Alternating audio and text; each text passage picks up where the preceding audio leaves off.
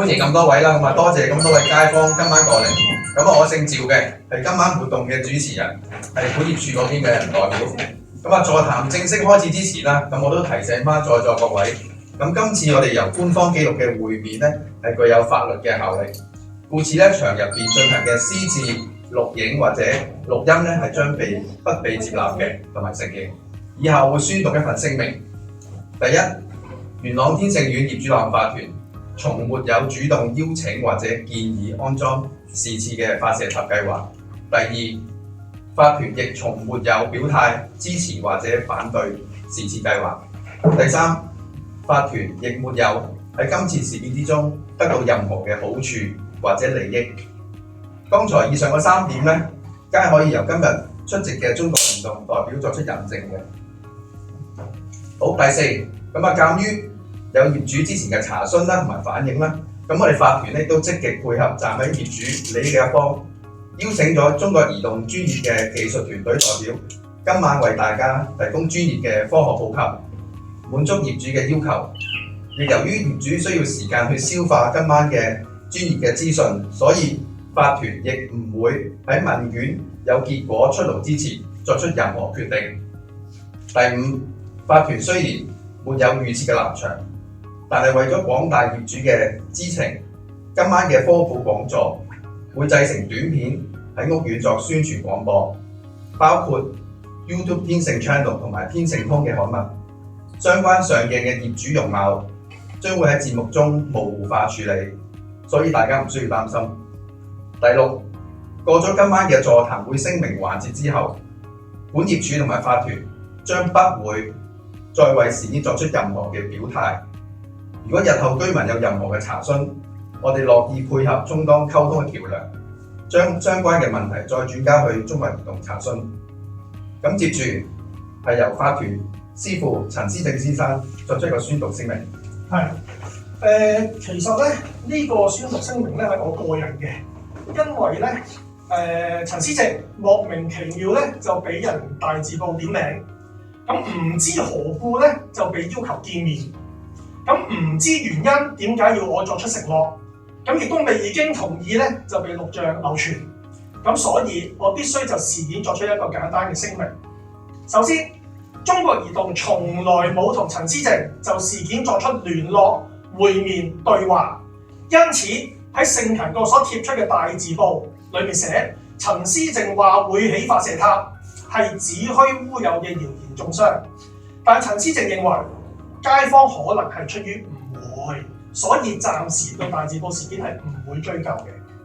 其次，大字報事件之後喺3月嘅一次陳思正嘅點名同埋盛勤嘅業主會面，我雖然莫名其妙咁被點名，但係都以個人身份承諾跟進在場業主所提出嘅要求，並於其後嘅時間盡力向法團委員陳述申請，最後仲取得咗法團部分接納建議嘅成果。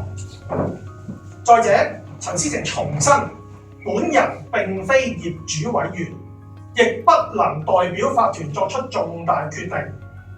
1年幾以嚟，運用過往嘅地區行政專業同埋經驗，為天盛苑進行無償嘅義務服務。喺法律上，本人冇決定法團政策嘅實權，亦都冇權參與法團委員嘅投票。因此，對於求助人對我嘅角色要求，我只能夠盡力而為。最後，本人亦都盡力履行咗同各位嘅承諾，並因喜取得部分嘅成果。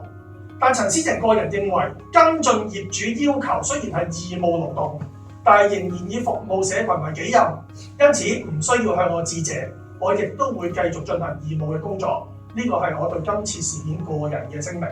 係咪你哋去揀呢一座㗎？係我哋揀。你哋揀。咁揀嘅原因係乜嘢啊？因為咧，我哋揀咗呢一座咧，會考慮到咧呢17座屋苑裏邊咧，大概咧應該我哋統計過應該有2萬幾人啊嘛，大概咧應該有接近6500嘛。因為咧，我哋單靠一個機構係完全冇辦法承受得晒。咁就要整多幾個啦，係咪？因為咧個商場度已經有咗一個嘛。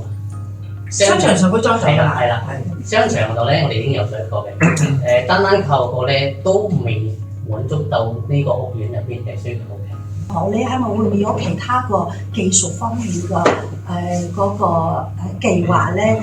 係我哋個居民院少少咧，咁樣會唔會做到？可唔可以做到嘅？最主要我哋點解揀天成苑呢個位置係因為可能係個屋苑嘅啱啱我哋同事講咗係用戶比較多，所以我哋中國移動嘅佔比都唔細，我哋收到嘅投訴都唔少，我哋先至揀呢個地方。我哋講緊係一個基站嘅成本係好高嘅，即係可能你哋啱啱見到8支天線、四組天線，total 8支加埋嗰啲機，呢度應該100萬左右嘅投入成本係咯，唔止係。咁既然公司咁大嘅成本嘅考量之下，我哋選址都唔敢貿然嘅。或者同大家可以分享多啲其他地方想我哋過去起，我哋真係冇需要喺呢個地方起，我哋都起唔到。只不過當初我哋選擇呢個方案係覺得呢度係有需要嘅，我哋嘅用戶係有呢個訴求，我哋先至會投入咁樣嘅成本去咁樣嘅計劃去做呢個基站。咁你各位居民都會見到，我哋申請嘅時間都好長。咁我由24年之前就已經係有呢個問題嘅存在，我哋24年先至會啟動去聯絡呢個地方去揾基站嘅。咁我哋嘅工作會係咁樣嘅形式啦。咁去到如果呢個地方我哋選擇嘅物業嘅位置嘅權屬嘅方係可以同我哋傾嘅，我哋就會正常咁樣去展開一個溝通啦。因為畢竟我哋係公司對公司嘅行為，咁如果天台嘅位置係屬於法團嘅管理處嘅一個管轄嘅範圍咧，我哋就會同相關嘅單位去傾嘅。咁就視乎我哋雙方達成合作嘅機制會係點樣係啦。咁如果法團係需要通過投票或者調研或者點樣嘅形式去作為一個達成合作嘅基礎，我哋都尊重嘅，因為我哋唔可以夾硬嚟噶嘛，大家都係一個商業嘅行為咁樣嘅形式咯，係啦。咁我哋就一路就正常咁樣去作為一個申請，有疑問嘅用戶客戶出嚟需要提出我哋講解，我哋就願意配合。基本上我哋工作會係咁樣，亦都請各位居民可以理解下我哋嘅工作。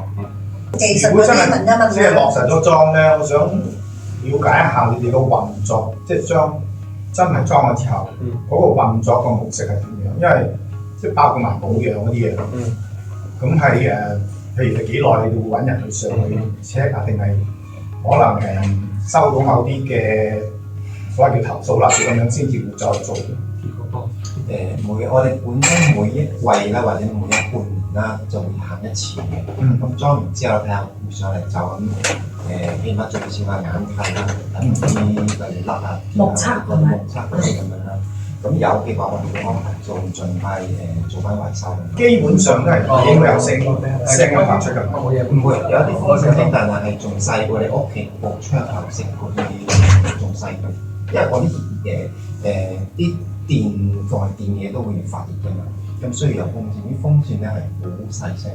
即係佢哋冇嗰啲所謂叫做冷氣嗰啲設備嘅，淨係風扇。係啊，即係如果真係有噪音嘅話，都係由風扇發出嚟嘅啫。係啊，即係類似你聽到而家呢個冷氣呢啲聲音咁，呢啲風扇聲。